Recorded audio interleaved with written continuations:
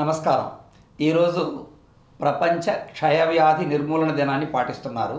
ప్రపంచవ్యాప్తంగా క్షయవ్యాధిని గురించి తెలుసుకోవడం, అవగాహన పెంచుకోవడం, అది రాకుండా ఉండాలంటే ఏం చేయాలి, వచ్చిన తర్వాత ఎలా చేయాలి అన్న విషయాలపైన అవగాహన కార్యక్రమాలు జరుగుతూ ఉంటాయి. అందులో భాగంగా ఈరోజు మనము ప్రముఖ ఆసుపత్రి ఆస్టర్ నారాయణాద్రి ఆసుపత్రిలో ప్రముఖమైన డాక్టర్ గారు, నిపుణులు ఉన్నారు, ధరణీశ్వర్ రెడ్డి గారు. వారి ద్వారా క్షయవ్యాధికి సంబంధించిన విషయాలు మరిన్ని అడిగి తెలుసుకుందాం. నమస్తే ధరణీశ్వర్ రెడ్డి గారు. నమస్తే అండి. ఈరోజు ప్రపంచవ్యాప్తంగా క్షయవ్యాధి నిర్మూలన దినం జరుపుకుంటున్నాము. ముందుగా క్షయవ్యాధి అంటే ఏంటి, అది ఎలా వస్తుంది అన్న విషయాలని మన వాళ్ళకి అందరికీ ప్రేక్షకులు కూడా అర్థమయ్యేలాగా చెప్పండి. నమస్తే అండి. నా పేరు డాక్టర్ ధరణీశ్వర్ రెడ్డి. ఆస్టర్ నారాయణాద్రి హాస్పిటల్లో పల్మనాలజిస్ట్, అంటే చెస్ట్ డాక్టర్ అనమాట. ఇవాళ అనగా మార్చ్ 24వ తేదీ ప్రపంచ క్షయవ్యాధి నిర్మూలన దినోత్సవంగా మనం జరుపుకుంటాము. ఈ క్షయవ్యాధి అనేది కొన్ని వేల సంవత్సరాల నుంచి మనం చూస్తూ ఉన్నాము. దీని బారిన చాలా వేల మంది పడి మనం మరణించడం జరిగింది ఈ క్షయవ్యాధి అనేది. సో ఇప్పుడు ఈ క్షయవ్యాధి ప్రతి సంవత్సరము ఈ క్షయవ్యాధి గురించి మనము జరుపుకుంటూనే ఉంటాము. ఈ సంవత్సరము క్షయవ్యాధి అంటే ఒక థీమ్ అనేది ఉంటుంది. మన ఈ ప్రపంచం, ఈ వరల్డ్ హెల్త్ ఆర్గనైజేషన్ ఒక థీమ్ అనేది ప్రతి సంవత్సరం అనేది ఉంటుంది. ఆ థీమ్ ఈ సంవత్సరం ఏంటంటే yes we can end TB, commitment, invest and deliver. క్షయవ్యాధి వచ్చింది అని ఎలా కనుక్కోవాలి, దాని లక్షణాలు ఏంటి చెప్పండి. ఈ క్షయవ్యాధి, ఈ వ్యాధి అనేది దగ్గు, జ్వరము, నీరసము, ఇలా దగ్గు 14 రోజుల కంటే ఎక్కువ, అంటే 2 వారాల కంటే ఎక్కువగా ఉండటము, తరచు జ్వరం అంటే ప్రతి రోజు జ్వరం రావటము, నీరసము, వాటితో పాటు ఆయాసము, ఇలా ఏదైనా సరే 14 రోజుల కంటే ఎక్కువ ఉంటే మనము వెంటనే ఈ గల్ల పరీక్ష అనేది చేసుకోవాలి. ఈ గల్ల పరీక్ష ద్వారా మనం ఈ క్షయవ్యాధి అనేది మనము తెలుసుకోబడుతుంది. అంటే క్షయవ్యాధి ఏ వయసు వాళ్ళకు వచ్చే అవకాశం ఉంది? చిన్నపిల్లలకు వస్తుందా, పెద్దలకే వస్తుందా? దానికి ఏమైనా వయసుతో సంబంధం ఉందా లేదా? ఈ క్షయవ్యాధి అనేది ప్రతి ఒక్కరికి వస్తుందండి. పుట్టిన పిల్లల దగ్గర నుంచి అందరికీ వచ్చే అవకాశం ఉంటుంది. అది ముఖ్యంగా ఊపిరితిత్తుల్ని మనకి అఫెక్ట్ చేస్తుంది. ఆ ఊపిరితిత్తులు కాకుండా మిగతా భాగాలు కూడా అది అఫెక్ట్ చేస్తుంది. అంటే క్షయవ్యాధి వచ్చినప్పుడు గల్ల పరీక్ష చేయాలన్నారు. కొంతమందికి దగ్గే రాదు కానీ క్షయవ్యాధి ఉంది అని అంటున్నారు కొంతమంది డాక్టర్లు. దాన్ని ఎలా కనుక్కోవాలి? మీరు అడిగిన ప్రశ్న చాలా ముఖ్యమైనదండి. సో క్షయవ్యాధి అంటే వచ్చిన ప్రతి ఒక్కరూ నాకు క్షయవ్యాధి ఉంది అని చెప్పిన తర్వాత నాకు దగ్గు లేదండి, గల్ల లేదు, ఆయాసము లేదు, నాకు ఎటువంటి ఈ ఊపిరితిత్తులకు సంబంధించిన సమస్య లేదు, అయినా నాకు ఎలా వచ్చిందంటారు. వస్తుంది. సో ఊపిరితిత్తులే కాకుండా మనకి ఈ మెడలో ఉన్న గడ్డలు, లింఫ్ నోడ్స్ అంటాం అన్నమాట, లింఫ్ నోడ్స్కి రావటం జరుగుతుంది. అలాగే మన శరీరంలో ఉన్న ప్రతి ఒక్క అవయవంకి మన ఈ క్షయవ్యాధి అనేది వస్తుంది. సో అది మనము టెస్ట్ల ద్వారా, అంటే రక్త పరీక్షల ద్వారా, లేదంటే మన శరీరం స్కిన్ టెస్ట్ ద్వారా ఇలాంటివి తెలుసుకుంటాము. అంటే గల్ల పరీక్ష ద్వారా కనుక్కునే రకం ఒకటి అన్నారు, చర్మం పరీక్ష ద్వారా కనుక్కునే ఒక రకము అన్నారు. ఇది క్షయవ్యాధి మొక్కరికి అంటువ్యాధిలాగా వ్యాపిస్తుంది అని కూడా అంటూ ఉంటారు. ఇందులో ఎన్ని రకాలు అంటుకుంటాయి, ఎన్ని అంటుకోవు, అది చెప్పండి డాక్టర్ గారు. ఈ క్షయవ్యాధి అంటువ్యాధి. సో అంటుకునేది ఊపిరితిత్తులకు వచ్చినప్పుడల్లా ఇది అంటుకునే వ్యాధిలాగా తయారవుతుంది. సో ఊపిరితిత్తులకి ఎప్పుడైతే మనకు క్షయవ్యాధి వస్తుందో అది గల్ల, ఈ మనకు డ్రాప్లెట్స్ అంటాం అనమాట, అంటే మనకు మాట్లాడుతున్నప్పుడు ఎంగిలి అనేది వస్తుంటుంది. సో దాని ద్వారా మన లాలాజలం ద్వారా ఒకరికి వ్యాపించడం జరుగుతుంది. ఇది మనకి ఒకరికి అంటుకునే ఈ వ్యాధి. ఇంకొకటి వచ్చేసి మిగతా, ఇది కాకుండా మిగతా ఏదైనా సరే అంటుకోవడం అనేది జరగదు. ఇది ఒకటి మాత్రమే, ఊపిరితిత్తులకు వచ్చిన వ్యాధి మాత్రమే ఈ అంటువ్యాధి. ధరణీశ్వర్ రెడ్డి గారు ఇందాక చెప్పారు మీరు, క్షయవ్యాధి వచ్చిన వాళ్ళు జ్వరంతో, దగ్గుతో బాధపడుతూ ఉంటారని. ఒకసారి వచ్చిన తర్వాత మీ దగ్గరికి వస్తారు, డాక్టర్ గారి దగ్గరికి వస్తారు, మీరు ఎటువంటి ట్రీట్మెంట్ ఇస్తారు వాళ్ళకి? సో క్షయవ్యాధి ఒకసారి మనం ఈ లక్షణాలు ఉన్నవారు డాక్టర్ దగ్గరికి వస్తే దాని తర్వాత గల్ల పరీక్ష చేసి, ఆ గల్ల పరీక్ష ద్వారా మనకు ఎప్పుడైతే వ్యాధి అనేది బయటపడుతుందో ఆ వ్యాధి బయటపడిన తర్వాత మనము మినిమం, అంటే మనకి మన భారతదేశము, మన ప్రపంచంలో అన్ని దేశాలు, సో WHO ఈ గైడ్లైన్స్ అనేది ఉంటుంది. వాటి ద్వారా మినిమం ఒక 6 నెలలు అనేది మనము ఈ టీబీ మందులు వాడుకోవాల్సి వస్తుంది. ఆ టీబీ మందులు అనేది మన గవర్నమెంటే ఉచితంగా మనకు అందిస్తుంది. ఈ 6 నెలలు ఖచ్చితంగా వాడాలి. అంటే కొంతమంది 6 నెలలు వాడచ్చు, కొంతమంది 3 నెలలు వాడచ్చు అని కూడా అంటూ ఉంటారు. అందులో కూడా తేడా ఉందా, లేకపోతే ప్రతి ఒక్కరు ఖచ్చితంగా 6 నెలలు వాడి తీరాల్సిందేనా? దీంట్లో ఏమైనా చెప్తారా? ఇదైతే అందరూ గమనించవలసిన విషయం. సో మందులు అనేది 6 నెలలు ఖచ్చితంగా వాడవలసిందే. సో మధ్యలో 3 నెలలు వాడతాను, 1 నెల వాడతాను అనేది లేదు. సో 6 నెలలు అనేది ఖచ్చితత్వం. అది కూడా మనకి ఈ ఈ మనకు వచ్చిన క్షయవ్యాధిలో కూడా ముదురు వ్యాధి అనేది కూడా ఒకటి భాగం అనేది ఉంటుంది. దాని గురించి మళ్ళీ మనం మాట్లాడతాం. రైట్. ఇప్పుడు క్షయవ్యాధి ఒక తల్లికి వచ్చింది అనుకోండి, చంటి బిడ్డ ఉంటుంది, ఆమెకి పాలు ఇస్తుంటుంది, ఆమె పాలు ఇచ్చే బిడ్డ ఉంటుంది, ఆమెకు క్షయవ్యాధి వచ్చి ఉంటుంది, ఇది అంటు రోగము. అప్పుడు ఆ తల్లి బిడ్డకు పాలు ఇవ్వాలన్నా ఇవ్వకూడదా, ఎలాంటి జాగ్రత్తలు తీసుకోవాలి?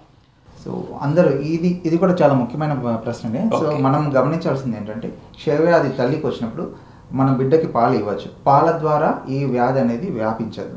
సో ఇంతకు ముందు చెప్పిన ప్రకారం నోటి లాలాజ్వరం అది మనకు ఒకరికి అంటుకుంటే దాని ద్వారా మనకి అంటుకోవడం జరుగుతుంది. సో ఎప్పుడైనా సరే ఈ క్షయవ్యాధి వచ్చిన వాళ్ళు ప్రతి ఒక్కరు మాస్క్ అనేది ఖచ్చితంగా ధరించాల్సిందే. ఆ మాస్క్ ధరించడం ద్వారా ఒకరి నుంచి ఒకరికి అంటుకోవడం అనేది జరగదు.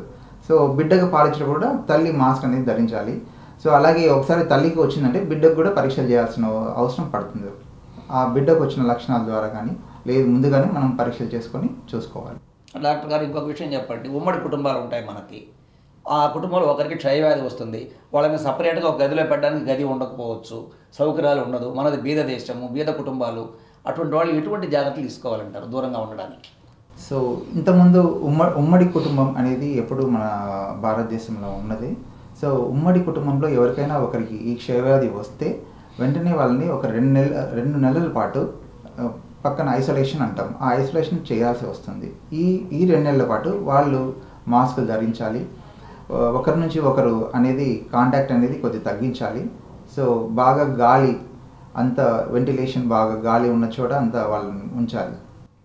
అంటే ఇప్పుడు ఒక రోగి వచ్చిన రోగి మీ దగ్గరికి డాక్టర్ దగ్గరికి వస్తే ఇక్కడే హాస్పిటల్లో అడ్మిషన్లో ఉండి ట్రీట్మెంట్ తీసుకోవాలా, నేరుగా ఇంటికి వెళ్ళి కూడా వాడు మందులు వాడుకొని నేను చేసుకోవచ్చా?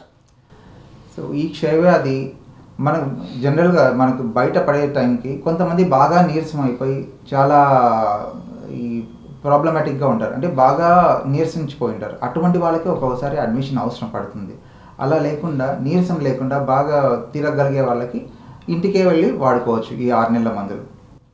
అంటే ఇంకోటి విషయం చెప్పండి. ఇప్పుడు ఆస్టర్ నారాయణాద్రి ఒక ప్రముఖమైన ఆసుపత్రి, మంచి పేరు ప్రఖ్యాతులు ఉన్నాయి. ఇక్కడ మీరందరూ నైపుణ్యం కలిగిన డాక్టర్లు ఉన్నారు. ఇక్కడికి ఒక వ్యాధిగ్రస్తుడు వచ్చినప్పుడు వాళ్ళకి మీరు ఎలాంటి సలహాలు ఇస్తారు, ఎటువంటి వైద్యం చేస్తారు, మీ ఆసుపత్రి ద్వారా వాళ్ళకి అందే సౌకర్యాలు ఏంది? డబ్బు లేని వాళ్ళు ఉంటారు, ఆరోగ్యశ్రీ ఉంటే వస్తుంది, లేకపోతే హెల్త్ స్కీమ్ ఏమన్నా ఉందా, ఎటువంటి సౌకర్యాలు మీ దగ్గర ఉన్నాయి? మనకి ఈ క్షయవ్యాధి ఎప్పుడైతే మనకి క్షయవ్యాధి తెలుస్తుందో అటువంటి పేషెంట్స్కి మనము ఇక్కడ స్కీమ్స్ అయితే ఉన్నాయి. ఆ స్కీమ్స్ ద్వారా వాళ్ళకి సదుపాయాలు అయితే ఉన్నాయి. అలాగే కాకుండా ఆస్టర్ ద్వారా కూడా వాలంటీర్స్ ద్వారా కూడా వాళ్ళకు సదుపాయాలు అనేవి కల్పించడం జరుగుతూ ఉంటుంది. సో ఎవరికైనా సరే ఇక్కడ ఎప్పుడైతే క్షయవ్యాధి అనేది బయటపడుతుందో ఈ ఆస్టర్ వాలంటీర్స్ ద్వారా మిగిలిన సేవలన్నీ అందించబడుతుంది. అంటే క్షయవ్యాధితో పాటు మరో వ్యాధి కూడా ఉంది అనుకుందాం ఒక రోగికి, అప్పుడు వాళ్ళు ఏం చేయాలి? ఒక గుండె జబ్బు ఉండొచ్చు ప్లస్ క్షయవ్యాధి వస్తుంది, లేదా క్షయవ్యాధి ప్లస్ ఇంకొక రకమైన జబ్బు ఉంటుంది. అలాంటి వాళ్ళకి ఎటువంటి వైద్యం చేస్తారు మీరు? ఈ క్షయవ్యాధి వచ్చిన వాళ్ళకి వాళ్ళు వాడే మందులు వాళ్ళకి ఇంకా ఏదైనా సరే జబ్బులు ఉంటే వాటి మీద ఏమైనా ఎఫెక్ట్ ఉందా లేదా చూసుకొని దాని ప్రకారం మనం మందులు అనేది ఇవ్వడం జరుగుతుంది. సో మనకి ఎన్ని వ్యాధులు ఉన్నా సరే ఒకవేళ పొరపాటున ఈ క్షయవ్యాధి అనేది బయటపడితే దానికి అనుగుణంగా మనం మందులు మార్చుకోబడుతుంది, మనం అలానే ఇస్తాం.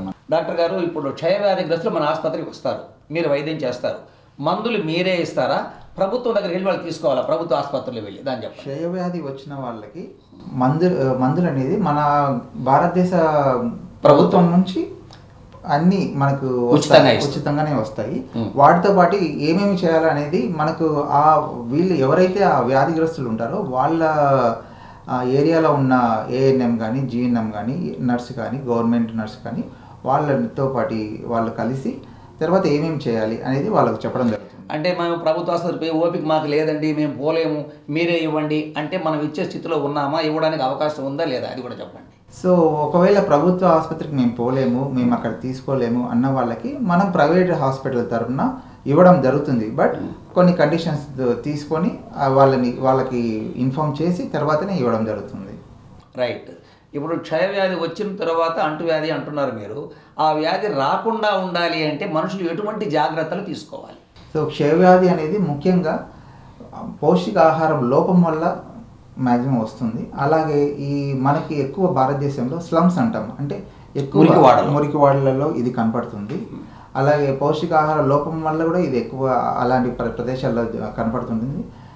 ఇది దాటి మనకి వయసులో అంటే పండు వయసు వాళ్ళలో ఎక్కువ వ్యాధులు అంటే ఈ కిడ్నీ డిసీజ్ కానీ లివర్ డిసీజ్ కానీ ఇట్లాంటి ఉన్న వాళ్ళల్లో కూడా ఇలాంటివి అనేది బయటపడుతుంది. అంటే రోగనిరోధక శక్తి ఎప్పుడైతే తగ్గుతుందో ఈ వ్యాధి అనేది బయటపడుతుంటుంది. అంటే మీరు చెప్పిన దాన్ని బట్టి చూస్తే బీద వాళ్ళకి ఎక్కువగా వచ్చే అవకాశం ఉంది అంటున్నారు. అదే సమయంలో బాగా డబ్బున్న ఐశ్వర్యవంతులకి కూడా ధనవంతులు కూడా టీబీ వ్యాధి వస్తుంది. దానికి ఏం కారణం అంటారు? సో ప్రతి ఒక్కరికి వస్తుంది. ఎందుకు అంటే వాళ్ళకి రోగనిరోధక శక్తి ఎప్పుడైతే తగ్గుతుందో వాళ్ళకి అనేది వస్తుంది. అది ముఖ్య కారణం కూడా ఒక కారణం కూడా ఇదే. సో బీద వాళ్ళకంటే పౌష్టికాహారం లోపం వల్ల వాళ్ళకి వస్తుంది. ఈ ధనవంతులకు అనేది వాళ్ళకి కొంతమంది ఈ డైటింగ్ అనే పేరుతో ఇట్లా జరుగుతూ ఉంటుంది. సో అలాంటి వాళ్ళకి కూడా మళ్ళీ వాళ్ళకి పలు ఇన్ఫెక్షన్స్ అనేటివి వస్తుంటాయి. సికేడీస్ అనేటివి ఉంటుంది, అంటే ఈ కిడ్నీ సమస్యలు, లివర్ సమస్యలు, ఇలాంటి వాళ్ళలో కూడా ఈ వ్యాధి అనేది రావడం జరుగుతుంది. సో అలా ధనవంతులు కూడా వచ్చే అవకాశం ఉంటుంది, ప్రతి ఒక్కరిలో వచ్చే అవకాశం ఉంటుంది. ఓకే, ఇంటర్వ్యూ ముగించే ముందు ధడేశ్వర రెడ్డి గారు ఒక మాట చెప్పండి. పిల్లలకు ఈ వ్యాధి రాకుండా ఉండాలంటే తల్లిదండ్రులు ఎలాంటి జాగ్రత్తలు తీసుకోవాలి, పాఠశాలలో ఉపాధ్యాయులు ఎలాంటి జాగ్రత్తలు తీసుకోవాలి, సమాజంలో ఎవరెవరు ఎటువంటి పాత్ర పోషించాలి? సో సమాజం అనేది ఒక పెద్ద ప్రశ్న. సో సమాజంలో ప్రతి ఒక్కరి ఒక బాధ్యత అనేది ఉంటుంది. సో మనము ఈ ఆరోగ్యం దగ్గర నుంచి అన్నీ ఎలా అనేది చూసుకోవాలి. సో మన స్కూల్లో మన పంతులు గారు కానీ టీచర్ కానీ పిల్లలకి మంచిగా ఆహార అలవాట్లు ఏం తినాలి, పౌష్టికాహారం ఏం తినాలి, ఏమేమి తినాలి, అలాగే మిడ్ డే మీల్ ప్రోగ్రామ్ అనేది జరుగుతుంది. సో ముఖ్యంగా ఈ మన ప్రభుత్వం మిడ్ డే మీల్ ప్రోగ్రామ్ పెట్టడానికి కారణమై ఈ పౌష్టికాహారం అనేది లోపం రాకుండా ఉండడానికి నేను పెట్టింది. సో ఇలాంటి ప్రోగ్రామ్స్ జరుగుతుండడం వల్ల కూడా మనకి ఈ టీబీ అనేది అరికట్టడం అనేది జరుగుతుంది. ఇంతకుముందు ఎక్కువ ఉండేది టీబీ శాతం అనేది చిన్నపిల్లల్లో కూడా, ఇప్పుడు పర్వాలేదు, ఇప్పుడు అనేది తగ్గుముఖం అనేది పట్టింది. సో ఇలా ప్రతి ఒక్కరు పౌష్టికాహారం దగ్గర నుంచి, సో ఎవరిని తరచూ దగ్గు గళ్ళ వస్తుంటే వాళ్ళకి ఇన్వెస్టిగేషన్స్ చేసుకుంటే ఇదన్నీ మన వ్యాధి అనేది త్వరగా మనము బయటికి అరికట్టవచ్చు, త్వరగా మనము కనుక్కోవచ్చు, తర్వాత మనం త్వరగా ట్రీట్మెంట్ చేయొచ్చు. సో మనము లేట్ అనేది చేయకుండా త్వరగానే ఎంత త్వరగా మనము జబ్బును అనేది మనం కనుక్కోగలిగితే అంత త్వరగా ట్రీట్మెంట్ చేయొచ్చు, అంత కాంప్లికేషన్స్ అనేది మనం అరికట్టవచ్చు. ఓకే, థ్యాంక్ యూ డాక్టర్ గారు. ప్రపంచ క్షయవ్యాధి నిర్మూలన దినం సందర్భంగా ప్రముఖ ఆసుపత్రి ఆస్టర్ నారాయణాద్రికి సంబంధించి డాక్టర్ ధరణేశ్వర రెడ్డి గారు వైద్య నిపుణులు, ఊపిరితిత్తుల నిపుణులు ఆయన, వారి ద్వారా అనేక అంశాలు మనం తెలుసుకున్నాము. ఈ వ్యాధి ఎలా వస్తుంది, వస్తే ఎటువంటి జాగ్రత్తలు తీసుకోవాలి, ఎటువంటి చికిత్స తీసుకోవాలి, రాకుండా ఎలాంటి జాగ్రత్తలు పడాలి అన్న విషయాలు అన్నీ కూడా చెప్పారు. వారికి సందర్భంగా కృతజ్ఞతలు తెలియజేస్తూ మరో కార్యక్రమంలో కలుసుకుందాం. అంతవరకు సెలవు, నమస్కారం.